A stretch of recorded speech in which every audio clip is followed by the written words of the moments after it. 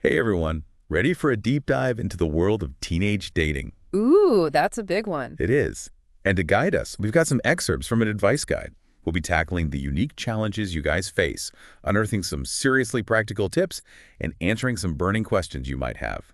Sound good? Sounds like a plan. All right, let's jump right in.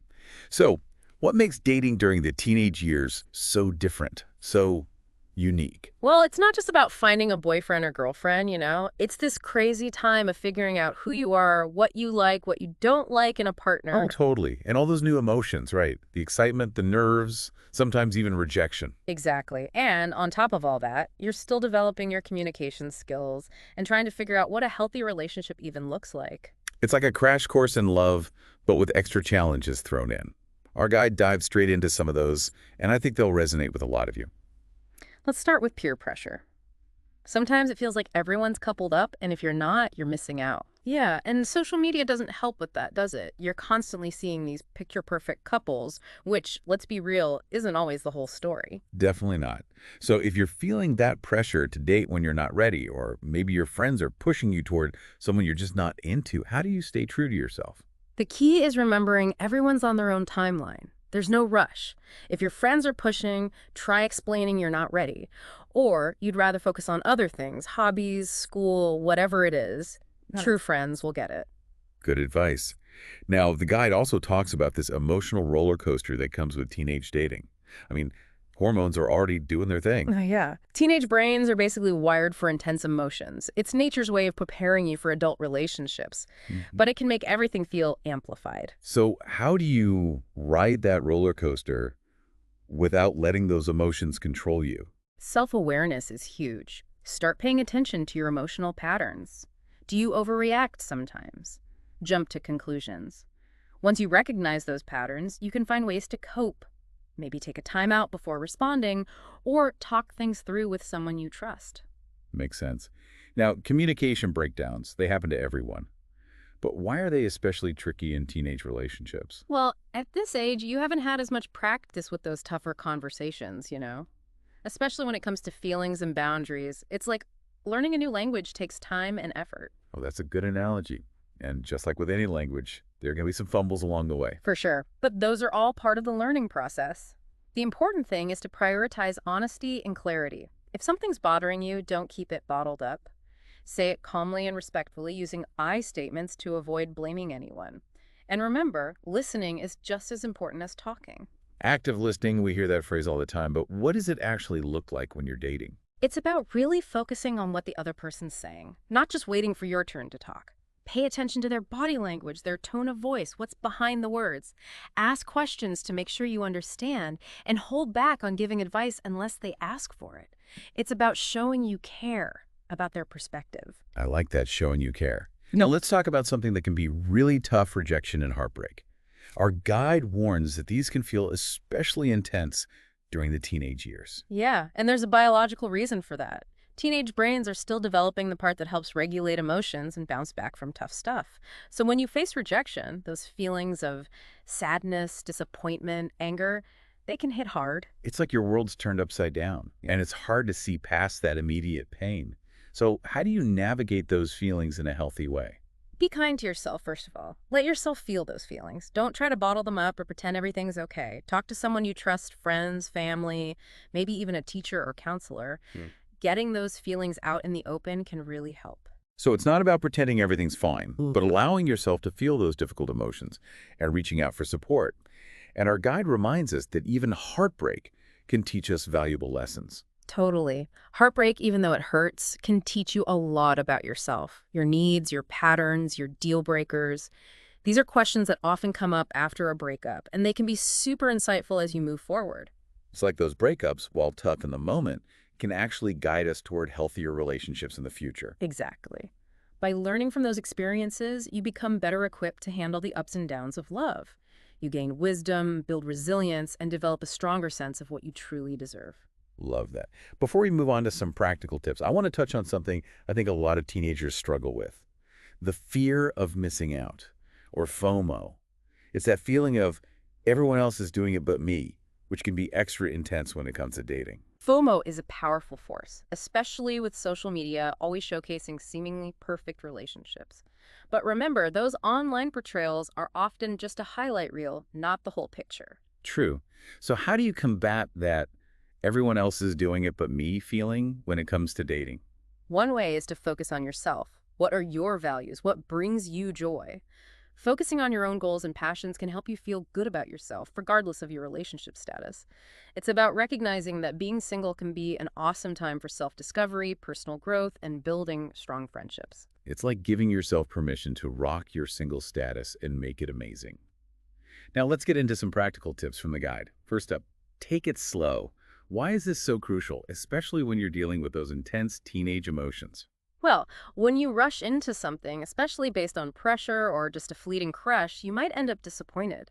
Taking it slow lets you build a connection based on real compatibility, shared values, genuine respect. It's like savoring a meal instead of scarfing it down. Yeah. And our guide even suggests starting as friends first, without all the romantic pressure. Yeah. There's a lot to be said for that. Friendship builds the strong foundation for any relationship. You get to see how the other person treats you, and others, how they handle disagreements. Plus, it takes the pressure off and lets you be yourself. It's like a win-win. So, building that foundation of friendship first, taking the pressure off those early interactions. Next, the guide talks a lot about boundaries. They even call them your BFF. But what exactly are boundaries in the context of teen dating, and why are they so crucial? Boundaries are basically your personal guidelines, what you're okay with and what you're not okay with. They cover everything from physical touch to sharing your feelings, even how often you talk online. It's not about controlling the other person, it's about protecting yourself and making sure you feel safe and respected. So it's about setting up those personal fences to protect your well-being. And the guide points out that teenagers might feel extra pressure to go along with certain social norms, which can make setting boundaries even harder. You're right. There's this constant pressure to fit in, to do what everyone else seems to be doing, even if it makes you uncomfortable. It's important to remember that you have the right to say no to anything that doesn't feel right for you. Absolutely. So how do you actually go about setting those boundaries? It can feel like an awkward conversation to have. It doesn't have to be. The key is to be clear, direct, and respectful. Use I statements to express your needs and avoid blaming or accusing the other person. For example, instead of saying, "You always pressure me to do things I don't want to do," you could say, "I feel uncomfortable when I'm pressured to do things I'm not ready for. I need you to respect my boundaries." That's a good example. It's about being assertive, but also understanding that setting boundaries is a two-way street. You need to respect your partner's boundaries too. Another key piece of advice the guide offers is to stay true to yourself. Why is that so important? Especially with social media often portraying unrealistic ideals of what relationships should be like. Trying to be someone you're not is exhausting, and ultimately it doesn't work. Authentic connections come from being real, embracing your quirks and imperfections. When you're true to yourself, you attract people who appreciate you for who you are, not who you're pretending to be. It's like that saying, be yourself, everyone else is already taken. So how can teenagers stay grounded in their authentic selves when there's so much pressure to conform, especially when it comes to dating? Start with self-awareness. Spend some time getting to know yourself. What are your values, your passions, the things that make you unique? What are your absolute deal breakers in a relationship?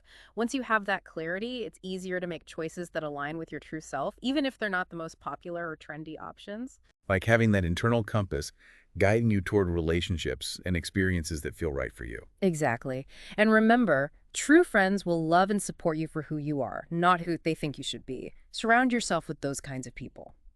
Now, on that note, the guide encourages teens to embrace singlehood. There's often this pressure to be part of a couple, which can make being single feel like you're just waiting for something to happen. Yeah, that pressure is real, especially in a culture that often links happiness and success to being in a relationship. But being single can be an incredibly fulfilling time.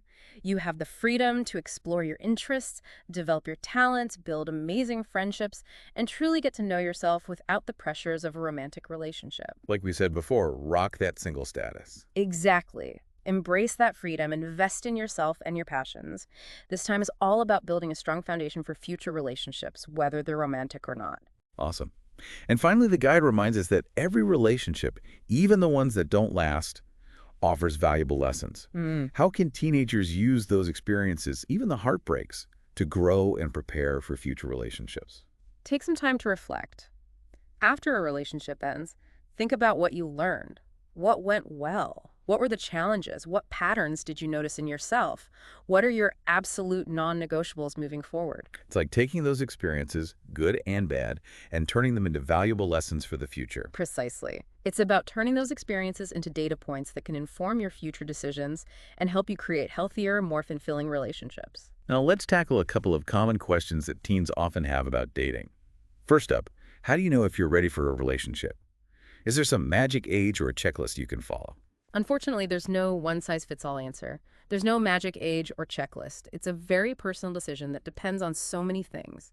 Your emotional maturity, your self-awareness, your readiness to truly consider another person's needs and feelings. It's not just about liking someone, it's about being in a good place to handle the ups and downs that come with a relationship. So how can someone figure out if they're ready? What are some things to consider? Ask yourself, are you comfortable with who you are? Do you have a good sense of self-worth? Are you able to communicate your needs and boundaries? Are you truly interested in getting to know someone deeply, beyond just surface level stuff? Those are all good signs that you might be ready for the challenges and rewards of a relationship. And it's super important to be sure you're dating for the right reasons, not because of pressure or because you're afraid of being alone. Absolutely. Starting a relationship for the wrong reasons is setting yourself up for a potentially painful experience. A healthy relationship should be built on a genuine desire to connect, mutual respect, and a shared vision for what you want the relationship to be. So true. Okay, another question that often comes up, especially for teenagers, is what to do if your friends don't like the person you're dating. Those social dynamics can be tough. Yeah, it's normal to want your friends' approval, but it's also important to remember that you get to make your own choices. So how do you balance honoring your feelings while respecting your friends' opinions, especially if they're expressing concerns? Try to see things from their perspective. Are their concerns valid or are they based on something else? Talk to them openly and honestly. Explain your feelings and why this person is important to you, but also trust your instincts. You're the one in the relationship, so ultimately you need to make the decision that feels right for you. And a true friend will support your happiness, even if they don't completely understand or agree with all your choices. Now, before we move on, we've talked a lot about challenges and advice, but what about self-discovery? Our guide emphasizes how important it is to use these teenage years to really get to know yourself. That's so important. Teenage dating isn't just about finding a partner. It's about discovering who you are, what you value, what you want out of life. It's about learning to communicate, set healthy boundaries, and build your self-worth. It's like using this time as a training ground for all kinds of relationships, not just romantic ones. Exactly. And remember, your worth doesn't come from your relationship status. Whether you're single, dating, or somewhere in between, what matters most is how you feel about yourself. Great reminder. We'll be back in a flash to wrap up this deep dive with some final thoughts and a question for you to ponder. Stick around. And we're back, continuing our deep dive into the world of teenage dating. We've covered a lot of ground already, haven't we? We have. From those exciting first crushes to those more challenging aspects, like setting boundaries and navigating communication. But before we jump back into the advice from our guide, I think we need to talk about breakups. Because, let's be honest, they can be really tough, especially during the teenage years. Breakups are hard no matter your age. But yeah, for teenagers, those emotions are already running high. So when you add heartbreak to the mix, it can feel overwhelming. Like your whole world is crashing down. Yeah. So what does the guide suggest for dealing with those intense feelings? Well, first of all, don't try to suppress those emotions. It's important to let yourself feel the sadness, the anger, the confusion. Whatever comes up, don't pretend everything's okay. It's okay to not be okay. Exactly. And don't rush into anything new just to distract yourself. Lean on your support system, your friends, family, maybe a teacher or counselor you trust. Talking to someone who gets it can really help. So it's about letting yourself feel those difficult emotions and reaching out for support when you need it. And our guide also reminds us that every relationship, even one that ends, can teach us something. Oh, absolutely. Heartbreak, as painful as it is, can be a huge learning experience. It can help you understand your needs in a relationship, see any patterns you might have, and figure out your absolute deal breakers. These are questions that often surface after a breakup, and they can offer some serious insights as you move on. It's like those breakups, while tough in the moment, can actually guide us toward healthier relationships down the road. You got it. By learning from those experiences, you become better equipped to navigate the whole relationship thing. You gain wisdom, you build resilience, and you get a stronger sense of what you truly deserve. Love that.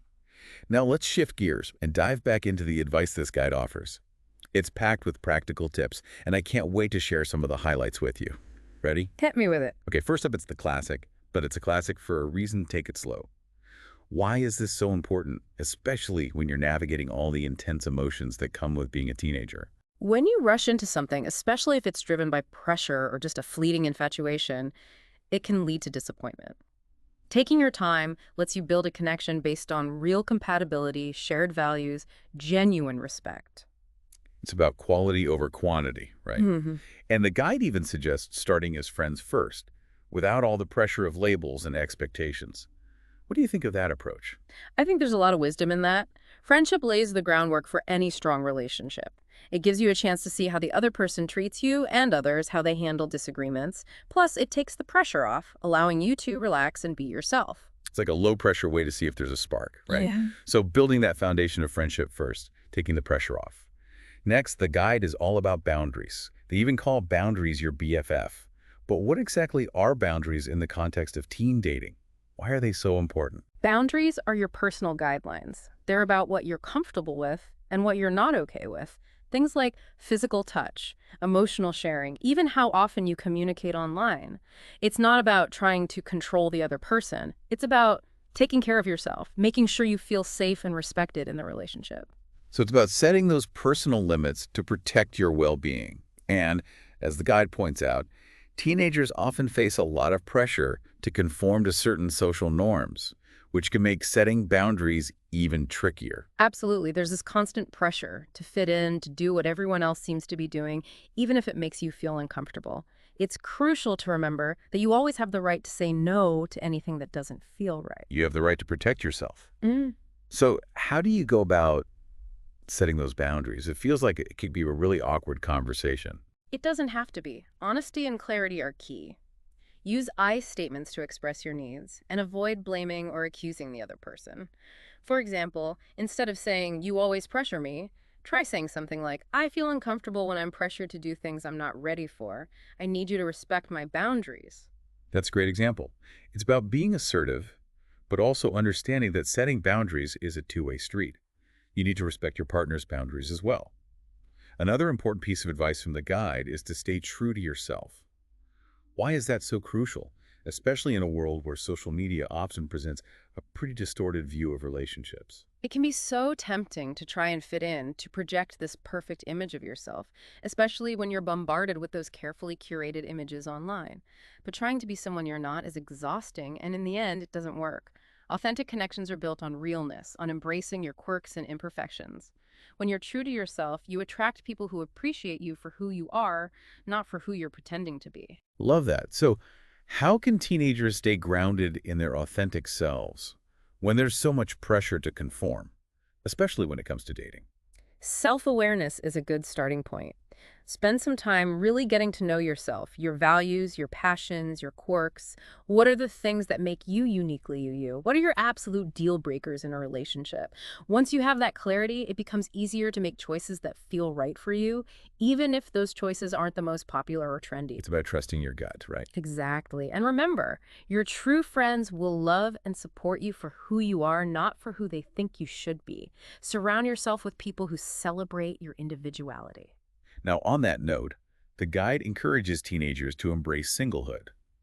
There's often this pressure to be part of a couple, which can make being single feel like you're just waiting for something to happen. It's true that pressure can be intense, especially in a culture that often equates being in a relationship with happiness and success. But honestly, being single can be an amazing period in your life. It's a time to explore your interests, develop your talents, build awesome friendships, and get to know yourself without the pressures of a romantic relationship. It's like that permission slip we talked about earlier to rock your single status. Exactly. Embrace it. Invest in yourself and your passions. Use this time to lay the foundation for healthy relationships in the future, romantic or otherwise. And finally, our guide reminds us that every relationship, even the ones that don't last, offers valuable lessons. How can teenagers use those experiences, the good and the bad, to grow emotionally and prepare for future relationships? Reflection is so important. After a relationship ends, whether it was a short fling or something more serious, take some time to process what you've learned. What went well? What were the challenges? What patterns did you notice in yourself? What are your non-negotiables moving forward? So it's about taking those experiences and using them to learn, grow, and make more informed choices down the road. Exactly. It's like turning those experiences, the heartbreaks and the triumphs, into valuable data points that can guide you towards healthier, more fulfilling relationships in the future. Now let's tackle a few of those common questions that come up around teen dating. First up, how do you know if you're ready for a relationship? Is there some magic age or a checklist to consult? Nope, no magic age or checklist, unfortunately. It's a super personal decision that depends on a lot of factors, like your emotional maturity, self-awareness, and your ability to prioritize another person's needs and feelings. It's not just about liking someone, it's about being ready to handle the complexities and responsibilities that come with a relationship. So what are some signs that someone might be ready for a relationship? Well, ask yourself these questions. Are you comfortable with who you are? Do you have a healthy sense of self-worth? Are you able to communicate your needs and boundaries effectively? Are you genuinely interested in getting to know someone deeply, beyond just surface level attraction? Those are all good indicators that you might be ready for the challenges and rewards that come with being in a relationship. And as we've touched on before, it's so important to be sure you're dating for the right reasons. Not because of external pressures or because you feel like you should be in a relationship. Exactly. Getting into a relationship for the wrong reasons is a recipe for potential heartache. A healthy relationship should stem from a genuine desire to connect, mutual respect, and a shared vision for the future. Absolutely. Now, another question that often pops up, especially for teenagers, is what to do when your friends don't like the person you're dating. Those social dynamics can be really tough to navigate. It's totally normal to want your friends' approval, but you also need to remember that you have the right to make your own choices. So how do you find that balance between honoring your feelings and respecting your friends' opinions, especially if they're voicing concerns? First, try to understand where they're coming from. Are their concerns valid? Or are they coming from a place of personal bias or maybe a bit of jealousy? Have an open and honest conversation. Explain your feelings and why this person matters to you. But also trust your gut. You're the one in the relationship, so you need to make the decision that feels right for you. And a true friend will support your happiness, even if they don't totally get or agree with all your choices. Now, before we wrap up this deep dive, we've talked a lot about the challenges and the advice, but what about the self-discovery part? This guide emphasizes the importance of using the teenage years as a time to truly get to know yourself. That's such a crucial point. Teenage dating isn't just about finding a partner. It's about discovering who you are, what you value, what you want out of life. It's about learning to communicate effectively, setting healthy boundaries, and building a solid sense of self-worth. It's like using this time as a training ground, not just for romantic relationships, but for all kinds of relationships. Precisely. And remember, you are not defined by your relationship status. Whether you're single, dating, or somewhere in between, your worth comes from within. I love that. We'll be back in a jiffy to wrap up this deep dive with some final thoughts and a thought-provoking question for you to consider. Don't go anywhere. And we're back, ready to wrap up our deep dive into all things teenage dating. Wow, we've covered a lot, haven't we? We have the highs, the lows, the challenges, the advice. And those all-important self-discovery moments. Exactly. Before we sign off, I want to touch on something that's woven throughout our guide. Staying true to yourself. It really is the key, isn't it? Especially when social media can make it seem like there's only one right way to date or be in a relationship. Yeah, it's so easy to get caught up in trying to present this perfect version of yourself. Mm.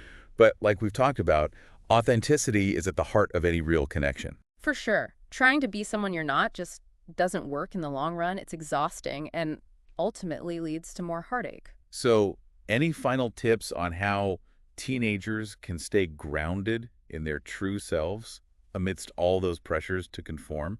It goes back to self-awareness. Spend time getting to know yourself. What are your values? What makes you tick? What are you passionate about? What are your absolute no-goes in a relationship? Those are the things that make you unique, the things you shouldn't change for anyone. It's about honoring who you are, right? Yeah. Not trying to fit into some mold. Exactly. And when you do that, you'll attract people who appreciate you for you. And on that note, I think it's important to remember that teenage dating is just one chapter in your life. It's a time for exploration, for trying things out, for figuring out what works for you and what doesn't. So embrace the journey. Learn from your experiences, have fun, don't take it too seriously. Be open to new possibilities. And remember, whether you're single, dating, or somewhere in between, your worth comes from within. Couldn't have said it better myself. So as we wrap up, we want to leave you with a question to ponder. What's the most important lesson you've learned about yourself on your dating journey so far? That's a great one. We encourage you to share your thoughts and experiences, because we're all in this together, right? And we can learn so much from each other. Absolutely. Well, that brings us to the end of our deep dive into teenage dating. Thanks for joining us. It's been fun. Until next time, take care and be kind to yourselves.